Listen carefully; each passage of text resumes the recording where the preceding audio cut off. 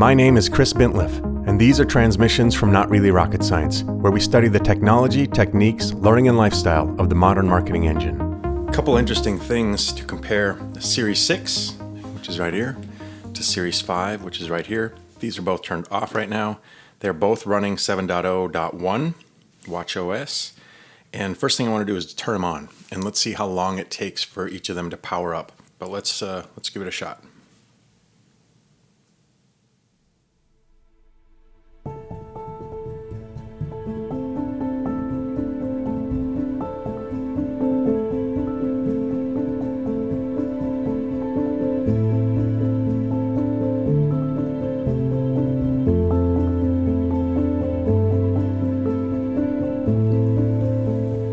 Series 6 is ready to go.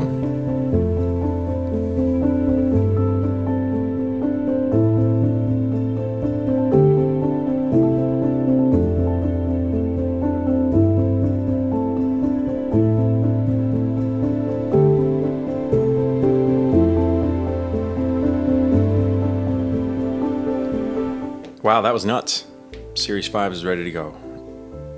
So your mileage may vary. I don't know what all could go into the startup process that it would be that dramatically different, but it seemed to be a long time for Series 5. That's also not hugely real world for me because I rarely turn the watch off. So let's get into more real world things.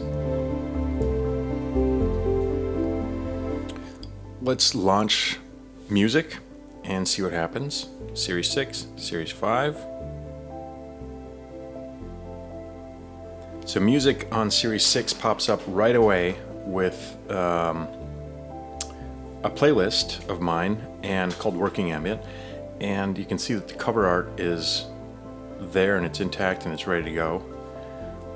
Series 5 did not have the cover art ready to go, and it was in the cloud. So, and just generally, you can see that there's a few more cover art that it can't find. That's interesting.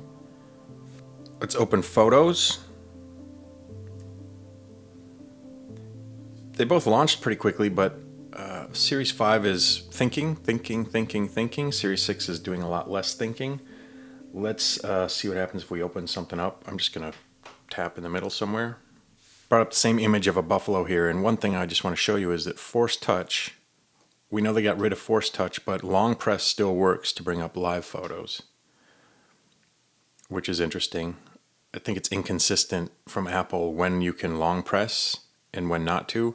Maybe the thinking here is, since this is how your phone behaves, when you long press on a live photo, it turns to the video. Maybe the thinking there is that that's an obvious action. But if you don't know anything about this, you would have no reason to. We got to remember sometimes that it's a deeper knowledge that goes into some of how these mechanics work. There's no reason to know that long pressing on this is going to bring up the live photo. The same is true on iPhone, but you know, I have something I call the mother-in-law test. If my mother-in-law wouldn't know how to make this work, then there's a usability issue. So that's going to continue for Apple as they figure out what to do with long press versus Force Touch versus none of that. There's a few other places that I've seen inside of WatchOS without Force Touch now, where long press still works, but not very many. Now you've got to navigate to a menu item or a button. So here's part of what I'm talking about with Force Touch. If I want to change my watch face, I still Force Touch to do that. And so there's just still inconsistencies. It's not Force Touch anymore, it's long press, because they've actually taken out the Force Touch sensor inside the watch. But that's just, those inconsistencies are going to continue to plague Apple Watch, and I don't know how they're going to fix it, but I'm still going to find myself, if I'm trying to access a menu item or make some sort of change, I'm going to find myself Force Touching on things, because maybe this app Apple does intend for me to Force Touch. If we just scroll through apps a little bit, see if there's any performance difference or change. Looks pretty good. No glitches or anything on the Series 5 side. Maybe a few more apps we could bring up. Let's bring up something like Timer. So you can see that Series 6, just slightly faster. Let's bring up an app that I don't really ever use, like Starbucks. Fired right up, no big change there. Let's fire up the radio.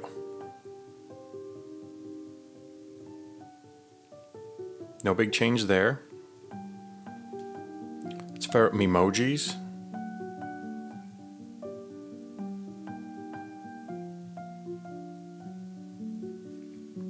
Series 6 ready to go. Series 5 just took a bit longer.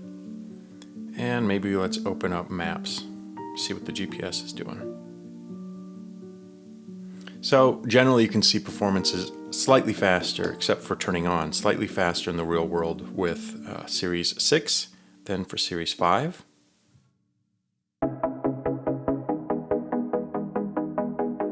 Let's measure heart rate.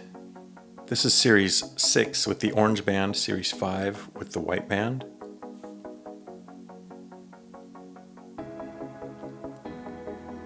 I wondered if there would be any issue with one being higher up on the wrist than the other, but it doesn't look like it. Speed is the same. Readings are precisely the same, which is good. This is a voice memo left on the Apple Watch Series 6. I want to see how the microphone performs and if it's any different than the Series 5. This is a voice memo left on the Series 5. I want to see how the microphone performs and if it's any different than on the Series 6. Spoiler alert, no difference. Not that I can tell. Not in how the microphone picks up and not in how the speaker plays back. Same audio quality coming in and seemingly the same volume or audio quality coming out.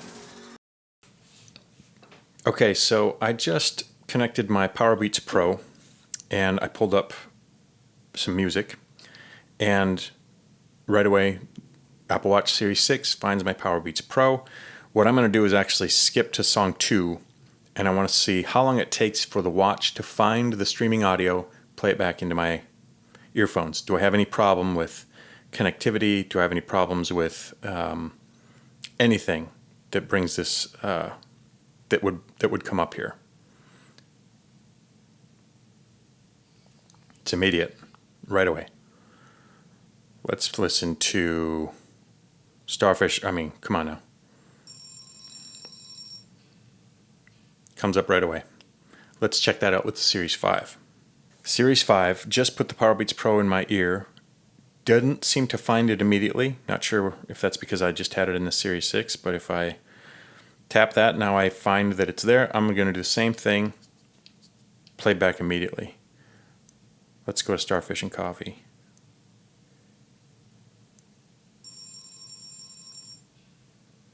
Yep, I'm on a Wi-Fi signal, not on LTE, but no performance difference there that I can tell. Connected immediately both to the headset and streamed the audio really quickly. So now what I've done is I have turned off Wi-Fi so that I'm running only LTE, and I have also turned off the watch and started it back up again in case that clears any cache or anything. And let's see if we can see how some things perform now like we did earlier. So let's look at music quick. And that popped right up. That's pretty great. Let's fire up photos. And again, we're in LTE. Wi-Fi is turned off. Look at how quickly that comes up. Let's open this shot of a buffalo. Live photo just plays right back immediately. It's really impressive. And I know there's no frame of reference here. I don't have a Series 5, but I'm so familiar using the watch over LTE that I'm used to its natural lags and how long it takes things to do anything. And this is really fast. I'm really impressed with this. Apple says that the new always on display is 2.5 times brighter, which especially is useful outside. So I wanted to check that. And this is tricky because reflections and A lot of ambient light can really throw this off on video, but hopefully you can see. Again, the 6 is with the orange band, the 5 is with the white, and it is noticeably brighter, significantly brighter. I have found that this is most useful if you're using a high contrast face. So here I have modular with white, which is, I use that often. If you're using something darker with more colors, you can expect something different. You know, if you've got one of the orange or blue or a purple or something that's darker and not such high bright contrast, you can probably expect for that to not be as remarkable. But it is, if you set it to high contrast, a pretty significant change. Apple says that the brightness, not the always-on brightness, but the screen brightness is the same from Series 5 to Series 6 at 1000 nits. Call me crazy, but I feel like Series 6 is brighter. And I've noticed this in dark environments, like when watching a movie or something, as I flip my wrist up, it has seemed brighter to me, even without the 5 next to it to compare. And in this video, I feel like it's brighter too, but maybe it's my eyes playing tricks on me. See what you think. Again, Series 6 is on your right, Series 5 is on your left.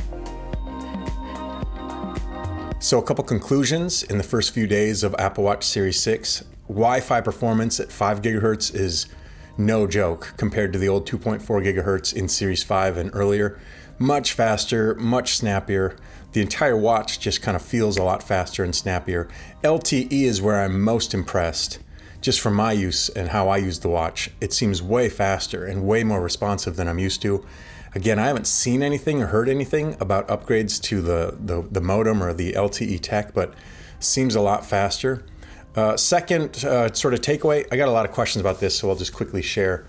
I have my watch, I have my crown on this side, not on this side.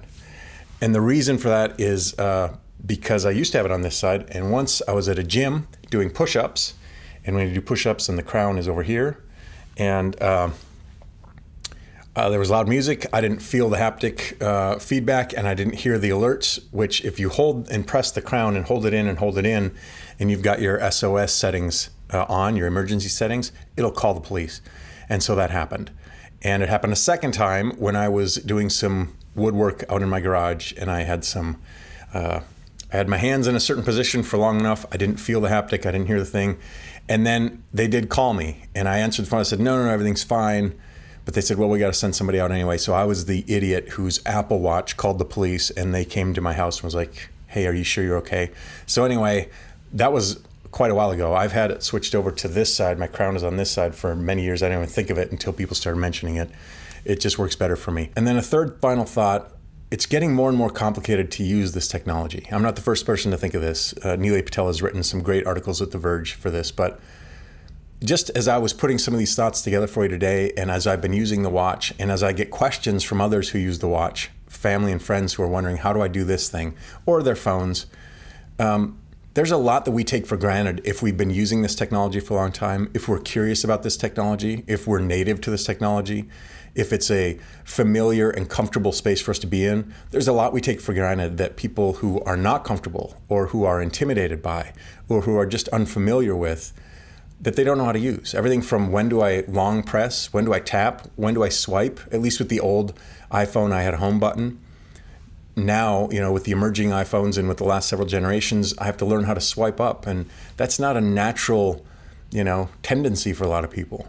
So I'm thoughtful about that there's a barrier to entry to some of the amazing things that Apple Watch and this other technology can provide for people that I hope can be overcome somehow, by really smart people who created this stuff in the first place. There's a lot more people not using this technology than are that could benefit from it. And I think one of the big reasons they're not using it is because they're just not interested in learning the new language of how to spend time with a device all day long. And I totally understand that. I totally get that. That's what I think. What do you think? I'm really grateful to you for watching. I'll see you next time. Thank you so much for watching. Subscribe and comment on transmissions from Not Really Rocket Science. Learn more at notreallyrocketscience.com.